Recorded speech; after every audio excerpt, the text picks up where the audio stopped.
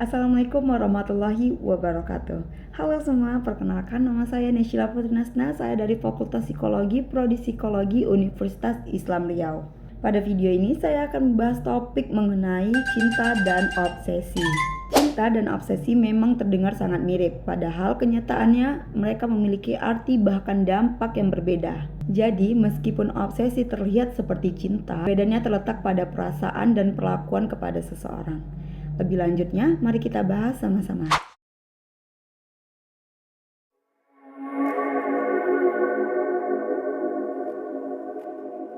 Cinta adalah perasaan tulus, perasaan ikhlas terhadap seseorang. Ketika teman-teman jatuh cinta, teman senantiasa melihat pasangan atau doi bahagia walaupun dalam prosesnya tidak melibatkan teman-teman. Pernah dengar gak sih quotes yang bilang, apa kau bahagia walaupun tanpa aku? Nah, dalam quotes itu melambangkan banget cinta sejati teman-teman. Jadi dalam cinta nih tidak ada unsur memaksa ataupun unsur mengekang. Dalam cinta kita punya rasa saling percaya, rasa saling menghargai tanpa meminta imbalan apapun. Jadi misalnya nih doi lagi mencapai tujuannya atau mencapai impiannya, teman-teman tuh ikut bahagia, teman-teman tuh ikut merasakan energi positifnya walaupun teman-teman tahu nih dalam prosesnya walaupun teman-teman tahu nih dalam prosesnya tidak ada teman-teman ataupun ketika dia ingin mencapai tujuannya itu waktunya untuk teman-teman tuh berkurang. Nah, lalu apa sih itu obsesi?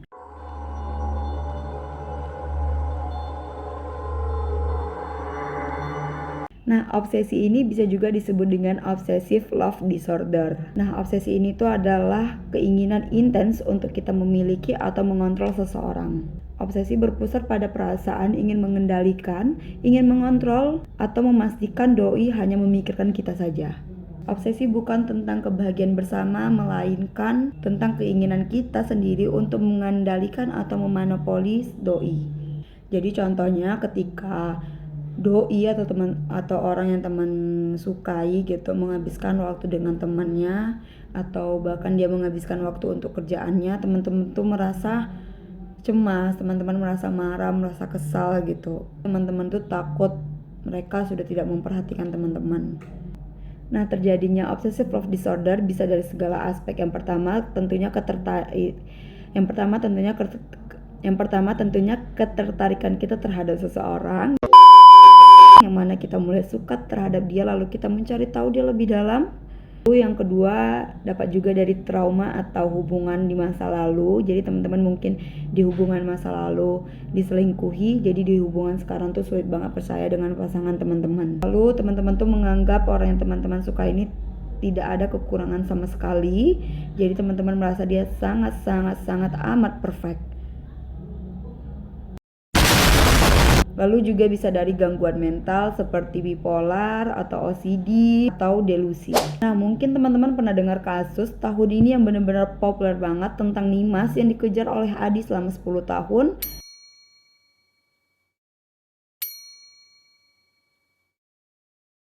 Kasus ini bermula ketika Nimas memberikan uang 5.000-nya dan rasa simpatinya terhadap Adi. Lalu ketika mereka menginjak bangku SMA, lalu yang mana pada saat itu Adi sempat muncul di sekolah Nimas, dan dia muncul di depan rumah Nimas sendiri. Bahkan Adi sampai membuat ribuan akun sosial media seperti Instagram atau Twitter untuk meneror Nimas sendiri.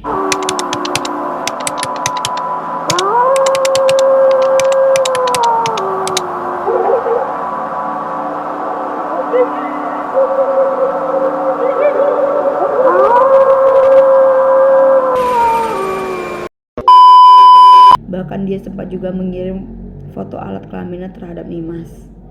Yang mana Nimas juga bukan tidak ada perlawanan sama sekali. Dia juga sering ngomong baik-baik atau bahkan ngomong yang paling kasar terhadap Adi, tapi juga Adi tidak dapat mengerti sama sekali. Bahkan tiap orang yang dikejarnya oleh Nimas pun diancam oleh Adi. Dia contoh kasus tentang obsesi pada seseorang yang aku dengar sih ini baru terjadi di Indonesia.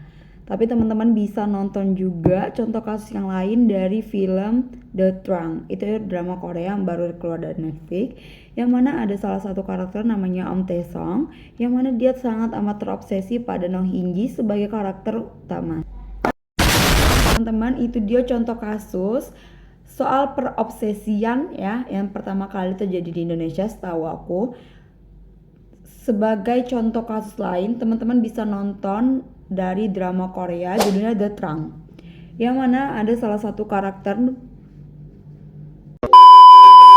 dengan nama Om Taesong yang dia terobsesi banget sama Noh In Ji sebagai karakter utama. Om Taesong ini sudah menguntit Noh In Ji selama bertahun-tahun, mengusik segala kehidupan Noh In Ji, seperti pria-pria yang bersangkut pautan dengan Noh In Ji, bahkan orang-orang jahat yang memang mau jahatin Noh In Ji. Dia selalu mengontrol kehidupan Noh In Ji, dia selalu mengendalikan kehidupan Noh In Ji hingga dia melakukan tindakan kriminal.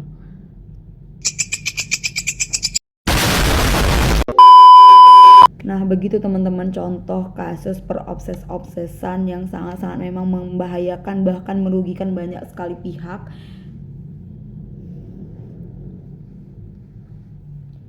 Untuk teman-teman yang menonton film The Trunk, teman-teman bisa nonton di Netflix. Lalu bagaimana sih kita bisa membedakan antara cinta dan obsesi? Yang pertama ada pada kebahagiaan. Ketika kamu jatuh cinta dengan tulus, ketika pasanganmu mempunyai pencapaiannya sendiri, kamu turut bahagia walaupun kamu tahu dalam prosesnya tidak melibatkan kamu. Sedangkan dalam obsesi, kamu marah, kamu merasa terancam ketika pasanganmu bahagia tanpa ada kamu. Yang kedua pada kebebasan. Ketika kamu jatuh cinta dengan tulus, kamu memberikan ruangan untuk pasangan kamu untuk menentukan pilihannya sendiri, memberi dia waktu sendiri, menghargai waktunya. Jika dalam obsesi, kamu merasa marah, kamu merasa kesal, kamu merasa terancam ketika dia sendiri, ketika dia tidak bersamamu. Bahkan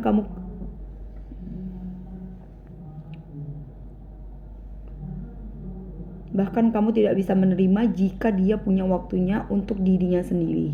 Lalu yang ketiga pada kepercayaan. Jika cinta yang tulus, kamu mempercayai pasanganmu walaupun kamu sedang ada dalam hubungan long distance relationship, tapi kamu tetap menaruh kepercayaan terhadap dia. Sedangkan obsesi, kamu merasa cemas atau curiga saat dia tidak berada di dekat kamu. Jadi kamu tuh selalu was-was gitu. Bahkan kamu selalu ingin tahu dengan siapa dia berkomunikasi, dengan siapa dia berinteraksi. Nah, bagaimana sih tips berhenti dari obsesi ini atau obsessive love disorder ini? Yang pertama, kamu bisa menghargai waktu yang kamu sia-siakan untuk dia. Kamu tuh bisa mulai memikirkan seberapa sia-sianya segala effort kamu hanya untuk mengejar-ngejar dia. Meluangkan waktumu hanya untuk dia, kamu bisa melakukan hal yang bermanfaat lainnya daripada kamu harus berfokus pada dia saja. Lalu yang kedua, kamu bisa mulai menulis hal-hal buruk tentang diri dia. Saat terobsesi, kita tidak peduli nih dengan penampilan dia, dengan bagaimana sih dia dilihat orang. Karena apa? Karena pandangan kita terhadap dia tuh sudah, dia perfect, dia bagus, dia baik, segala macam. Tapi cobalah kamu melihat detail dari keburukan dirinya. Dan kamu bisa menulisnya, mau di buku ataupun di HP bisa. Lalu kamu bisa melihat cinta yang lain. Kamu bisa melihat cinta yang lebih bisa menghargai kamu, memberikan kamu feedback. Kamu bisa lebih menghargai cinta yang lain daripada kamu harus fokus terhadap satu orang yang memang sebenarnya itu tidak ada gunanya. Lalu kamu bisa menyibukkan diri sendiri. Kamu bisa cari segala kegiatan, kamu bisa pergi dengan teman-teman kamu, atau kamu bisa me time saja mungkin, ataupun ya kamu cari kesibukan kamu saja daripada kamu harus fokus terhadap dia. Pada akhirnya cinta dan obsesi dua perasaan yang memang sangat mirip, namun mereka memiliki perbedaan yang mendasar. Cinta adalah tentang kebebasan, tentang mendukung, sementara obsesi itu cenderung lebih kita mengontrol, kita bergantungan terhadap dia. Sekian yang bisa saya jelaskan, semoga teman-teman bisa menerapkan ini. Jika teman-teman lagi di fase ini, teman-teman bisa menerapkan tips-tips yang saya berikan tadi ketika teman-teman sedang dalam kondisi ini. Yang saya ucapkan terima kasih. Assalamualaikum warahmatullahi wabarakatuh.